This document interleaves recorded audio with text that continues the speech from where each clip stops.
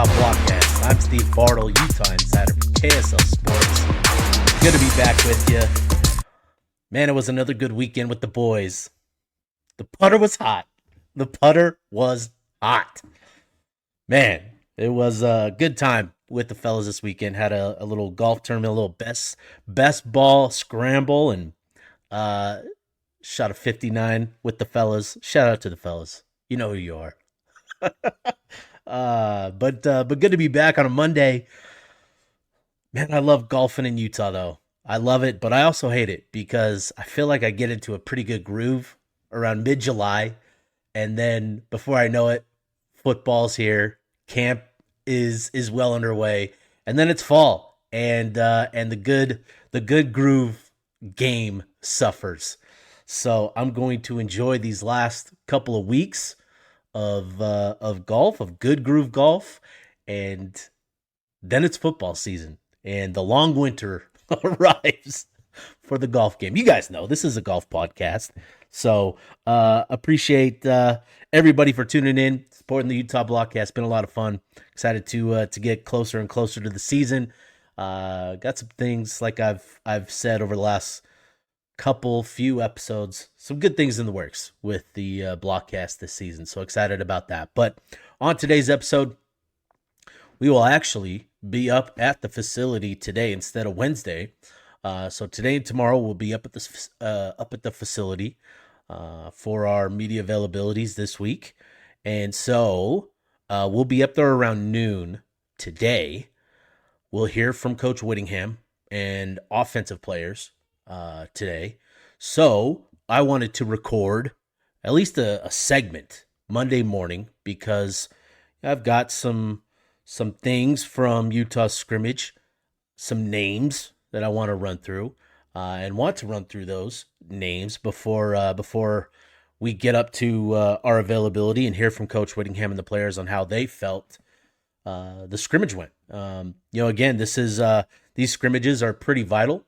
Coach Beck talked about the importance of these two scrimmages and what they mean towards gaining clarity on the depth chart. So it'll be interesting to see what we learn today from Coach Whittingham. And obviously, with me recording a segment this morning and us hearing from Whit and the players in just a couple hours, obviously I'll record a segment afterwards this afternoon and have this episode up probably late afternoon. So that's kind of what I'm anticipating today for Monday's episode. But first, Utah announced their leadership council for the 2025 season. Your captains are linebacker Lander Barton, defensive end Logan Fano, offensive tackle Spencer Fano, and center Jaron Kump. On the council, you've got Barton, Fano, Kump, Devon Dampier, Lavani Demui, Teo Johnson, Caleb Lomu, Michael Mokofisi, Nate Ritchie, Smith Snowden, and Aliki Vamahi. I think it's pretty noteworthy that the offensive line is as well represented as it is, with 4 players on the leadership council, and fairly surprising in a good way that Jaron Kump was named a captain of this team's the roster this fall. So I think Whittingham, he always talks about the importance of player leadership, and there's a strong sentiment in the football community that you need your best players to be the leaders. It just carries so much more value, so much more weight when you have your best players, the players in your best position groups leading the way. And I think that's obviously the offensive line is unquestionably Utah's strongest unit on the team this year, and so it's good to see them represented like this on the leadership council. I think that is a good thing for Utah. Obviously, with the surprise is that Devon Dampier wasn't named captain. I wouldn't read too much into that. He's going to be who he is. He's going to lead the way that he always does. Nothing changes for him. But I think this is a nod to the offensive line and, what they mean. And then, it was interesting. You look at that group, and those 4 guys are all from the state of Utah. And I can't recall the last time Utah had 4 captains that all hail from within the state. I think that's pretty interesting. So I went back as far as I could before giving up. I think I got to like 2008, and none of those teams between now and then had all four captains from the state of Utah. So I think that's a pretty unique thing for Utah this season to have all four players from the state of Utah as your captains. I think that's really cool. So if I'm wrong, if I missed something, please feel free to hit me up. But yeah, I went through the captains year by year, and I didn't see another team that had all four captains hailing from the state. So pretty cool. Anyways, let's get into to what I heard over the weekend about Utah scrimmage. Utah had their first of two fall camp scrimmages over the weekend. I think this was viewed as a pretty crucial day for Coach Witt, Coach Beck, and the offense. Coaches wanted and needed to see whose fall camp performance up to this point, or up to Friday, would translate when they went live in their scrimmage on Saturday. And from what I gathered, sounds like it was a pretty good back and forth between the offense and defense, but ultimately it sounds like the defense won the day. And so the offense did have a handful of big plays, while the defense it was pretty tough. I think, according to somebody I talked to, they were pretty tough against the run. And that had been something that, the offense had their way, leading up to the scrimmage, where the run game was pretty effective in practices up to that point. So, yeah, pretty interesting stuff. And then based on, what I gathered, and again, we'll hear from Coach Whittingham and players in a few hours, but here are a few guys that I want to highlight prior to hearing from those guys. So, first guy, Larry Simmons. Prior to camp, and this was probably mid-July, I had a conversation with somebody that knows a thing or two about Utah football, and he mentioned to me that Larry Simmons had a great summer, and actually looked more like a go-to receiver than anyone else in terms of how the guys practiced, and his work ethic, and the way he approached every opportunity. He carried himself like that type of receiver. And so, obviously that was encouraging to hear. We get into fall camp, and it's been pretty quiet on Larry Simmons. However, it sounds like he had a bit of a breakout effort in Saturday's scrimmage with a really strong performance, highlighted by a few acrobatic catches. And so, I think that was really encouraging to hear. There's been a lot of positive updates that I've gotten over the last 10 days about the receiver room. It hasn't all been good. There have definitely been stretches of the drops, over the course of the 10 days. But it feels like Utah, they're starting to figure out who are going to be the guys that they can depend on pretty consistently. And, Whittingham mentioned the three last week: Tobias Merriweather, Dadrian Zipper, and J.J. Buchanan. And I think you can put Larry Simmons in that conversation now as a guy that will be a consistent contributor for Utah this season. So felt good about Simmons coming into camp. Got a little worried. Didn't hear much about him, but heard some really encouraging things about how he performed and how he looked on Saturday. So if you haven't bought the Larry Simmons stock, buy a little. Number two player, and he's a player that we've heard a lot of in this offseason, really. Jackson Benny. Man, he he just continues to be a presence and to be a factor in practice and that sort of stuff. I believe he's going to surprise us in not only how much he plays this season, but maybe even in the ways he's utilized.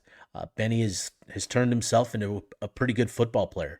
Teo Johnson shared something that was really interesting. That Benny was a walk-on who couldn't backpedal, and obviously with the right technique that you need as a safety and as a defensive back. Obviously, he can backpedal. He's not that uncoordinated, but Benny was a guy that he's just he got into a college strength and conditioning program, and it just really helped him take off as an athlete.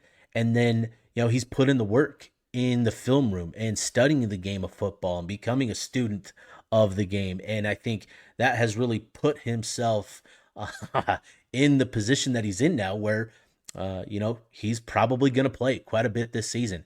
And with Benny, at 6'2", 190 pounds, he runs 4.4 in the 40-yard dash. Good speed, a great athlete, big time vertical leap from what I've heard. And you have that type of athlete.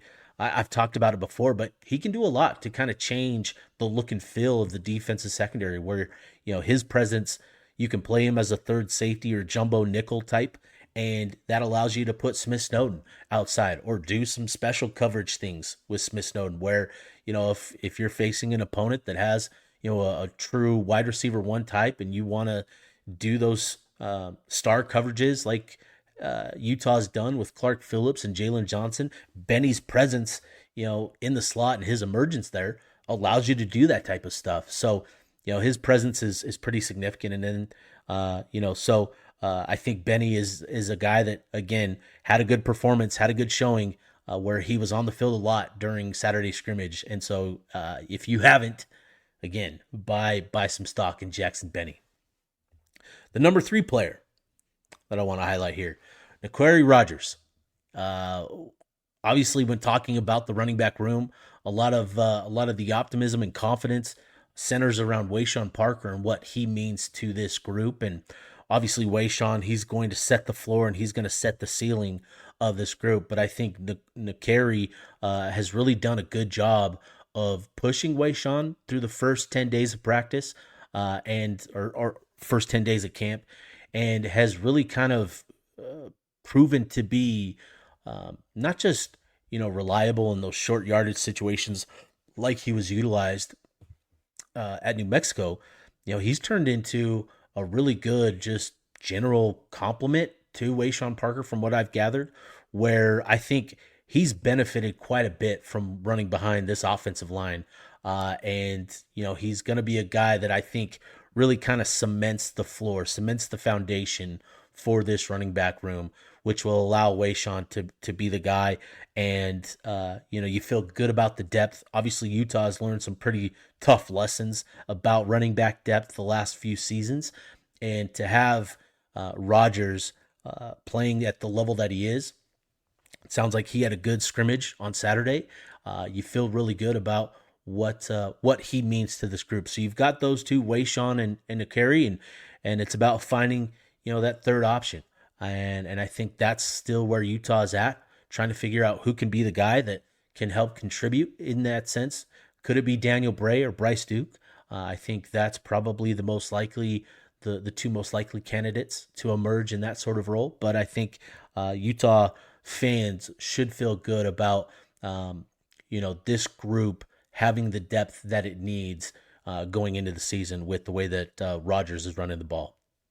And then the last player that I want to highlight here is Pupu Sepulona, freshman defensive tackle. And I think, I could mention Cash Dillon or Lance Holtzclaw here. It sounds like they had, really effective day rushing off the edge. But I'm gonna shine a light on another freshman defensive tackle here. I've talked a lot about Carson Kafusi, but it sounds like Pupu Sepulona not only played a lot in Saturday scrimmage, but made an impact. And he's the type, when you look at his profile on on the roster, he's listed at 6'2", 274. I've heard that weight in reality is a bit higher than what he's listed at. But he's a guy that, you go back to his high school career, multi-sport athlete, playing basketball and volleyball along with football. He's now dedicated to the sport of football, and so there's a lot of optimism that, given his athletic background, that's going to translate really well, at that defensive tackle position, where he's got surprising quickness. He's light on his feet. He can change directions really well. There's explosiveness through the hips, thanks to his volleyball background and getting off the ground and all that sort of stuff. There's a lot of optimism about Sepulona's future and what he can become. And it sounds like he's getting off to a pretty good start in fall camp this year. So, I think he can be a guy that can put himself in the rotation this year where, maybe you pencil him in. Maybe it's a minor role where it's 5 to 15 reps. But if you can pencil him in for that amount of reps over the course of the season, we're going to look back at what he was able to contribute this year. And potentially, he's a guy that plays over 100 snaps, and you're going into next year where you feel really good about this defensive tackle room with the way that they're going to, rely on some of these young freshmen and the guys ahead of them as well. So, Pupu Sepulona, I think he's made a good impression through fall camp, and it sounds like he had a really productive Saturday scrimmage, which should put him at the forefront of the conversation when we're talking about that freshman group of defensive tackles, of guys that Utah will look to be in that rotation. Obviously, I still think Carson Kafusi is the leader in that clubhouse, and I think that'll continue to be the case. But I think Pupu Sepulona did enough on Saturday, from what I've gathered, to gain some ground in that race as well, and put himself potentially in the mix for playing time. So really good to hear that. A few other things. Dylan Curtis, sounds like he hit 2 from the logo. So 60-yard field goals, knocked 2 of them through. And so pretty cool stuff. But that's what I've got. And we'll hear from Coach Whittingham and the players later today. And like I said, I'll record a segment afterwards to kind of recap and compare what I shared with what Whittingham and the players shared as well. So yeah, we'll get to that, and then and that'll be the episode.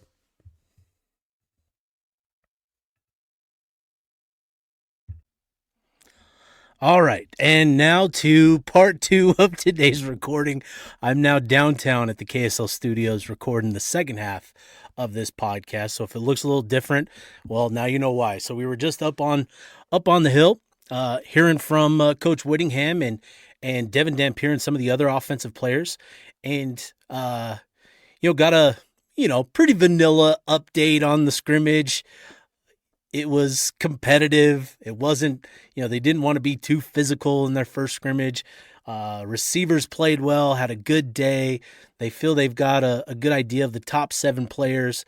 He mentioned, a couple of names that I highlighted earlier in this episode, and then Devon Dampier as well also mentioned a name that I highlighted as well. So without further ado, let me get to Whit here.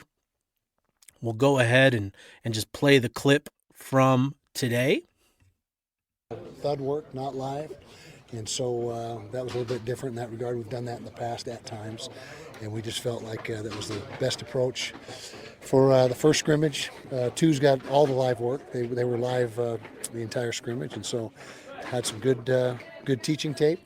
And I think we're in a good place right now. We're 10 practices in after today, and 15 more to go, then we're ready to play. How do you feel about the wide receiver group and guys that group is coming along? We feel like we've identified the top 7 or 8 guys that are going to be the travelers, and that we're going to sink all the reps into the rest of the way. So that group is really starting to gel, I guess you could say. What's it look like with your running back depth as well?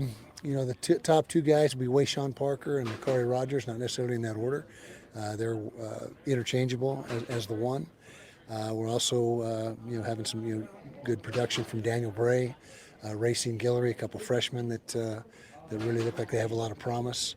And then, of course, Devon is like a running back there at times, and so he's adding to what we're doing. And then, you got guys running the speed sweeps, the wide receivers that are giving us supplemental yardage as well. So do you not see like a workhorse type situation? Not yet. It's more by committee at this point. But again, it's still early. We got 15 practices left, and we'll see how it continues to develop. Has anybody emerged in the backup quarterback position? No, that's tight.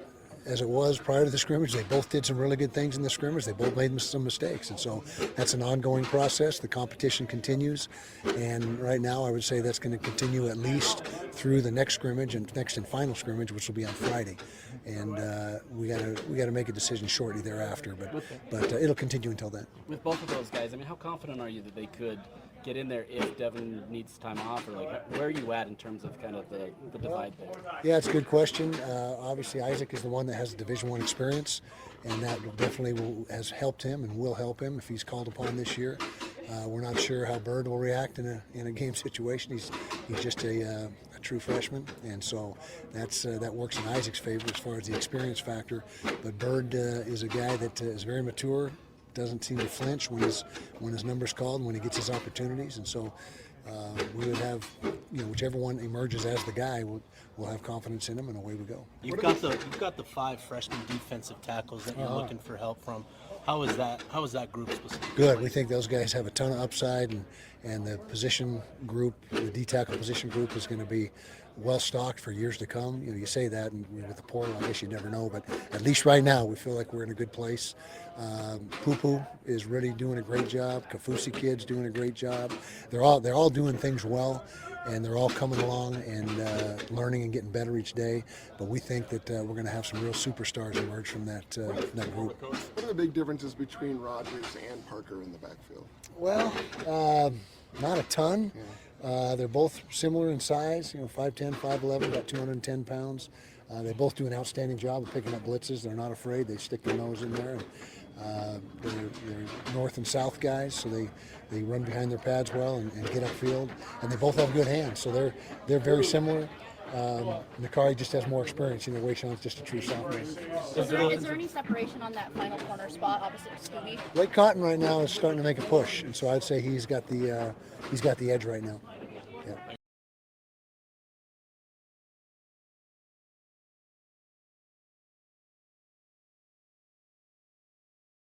All right, so there you have it. Comments from Coach Witt. He highlighted Blake Cotton there at the end, kind of emerging in that cornerback battle. That's certainly an interesting one. He also highlighted Pupu Sepulona and Carson Kafusi as 2 freshman defensive tackles that they feel really good about.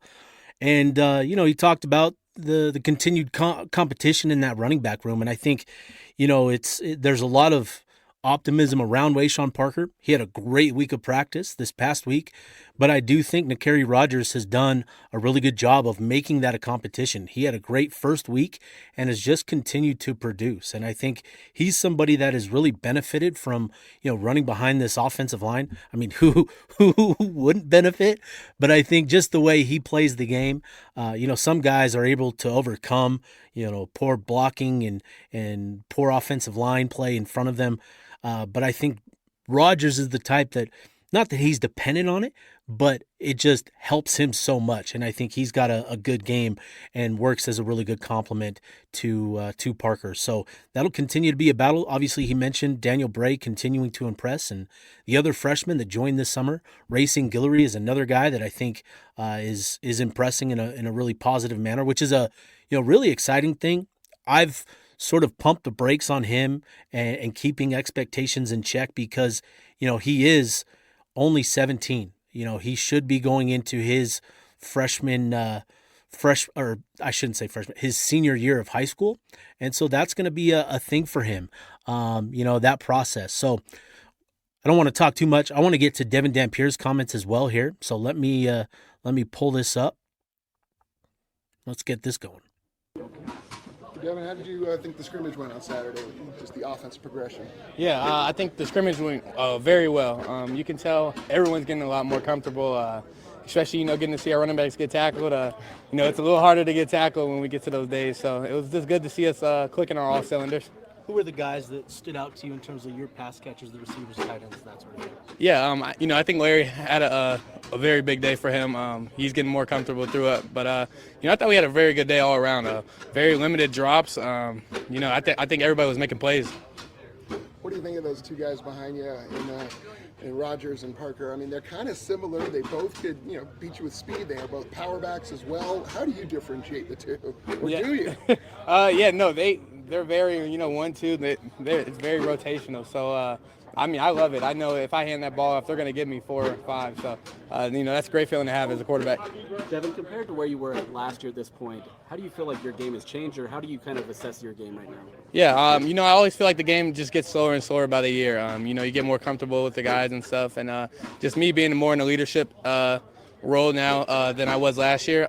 Just being able to bring people on, and I think we're building something here. I'm very excited for this game coming up. Having a strong running game like you do you think that takes some of the pressure off your ability to run, or not ability, but you don't have to take as many chances to try to risk injury and keep the ball yourself? Yeah, I think football's one of those games you rather when you win with the pass, you win with the run. So just to make sure that they have to respect our run game, our receivers are going to have a field day as well. So it works vice versa. You have a bunch of experience in this offense. How do you feel the players around you that maybe are new to it? How are they adjusting, and how's the install going? Yeah, I think they're adjusting very well. They ask me questions, what they can do better, and that's just a great thing going into football. When you can get on the same cylinders, it's all about brotherhood and just having efficient plays. So everyone wants to buy in. We've heard a lot about J.J. Buchanan. What have you seen from him that gives you confidence that he could be a guy this year? Yeah, JJ's a freak of nature. To have someone that big and that athletic, and just at that young age to be able to come in here and work the way he does, big things coming from him. Wayshawn has said that he wants to put up 1,500 this year. Utah's never had a quarterback that's rushed for 1,000 yards. Is that a goal you're looking at? Yeah, I mean, I play to win, and if it happens to me running that ball, I'm gonna do what's best for my team. So if that comes with it, that's nice to happen. Okay. Thank you.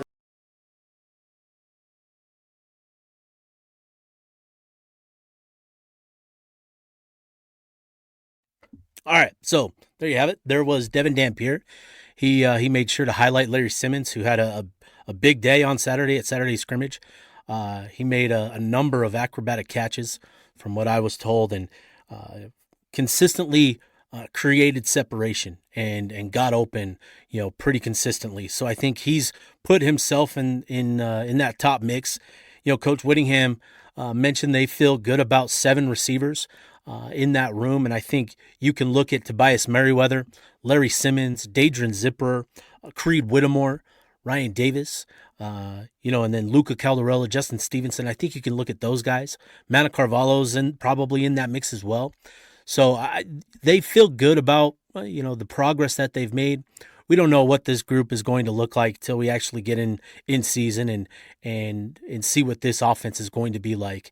But I do think there are encouraging signs that this group is coming together, that Micah Simon is getting good development and getting them bought in, not just into the culture that he's trying to establish, but he's also, getting them bought into the scheme and helping them understand what they're trying to accomplish. Talking to everybody over the last couple of weeks, it's clearly it's become clear that this offense is different in terms of the acclimation process for these guys. It is much simpler for players coming into the program, in the summer to pick it up in a timely manner. So I think that's huge for Utah, and it's helped guys like Tobias and Larry, who are both going to be counted on to be those guys for Utah on the outside. And I think Devon Dampier has done a fantastic job of bringing everybody along with him. So that's what I've got on today's episode. I'm gonna do another live episode later this week at some point. Probably Wednesday. We'll do it Wednesday. Probably after we talk to the defense tomorrow. We'll just kind of keep that format going. But pretty interesting stuff from Coach Witt and from Devon. There will be more to come from today's availability. We'll also be able to talk to the defensive players tomorrow, so certainly more on that front as well. So appreciate everybody tuning in to the Utah Blockcast. I'm Steve Bartle, signing off.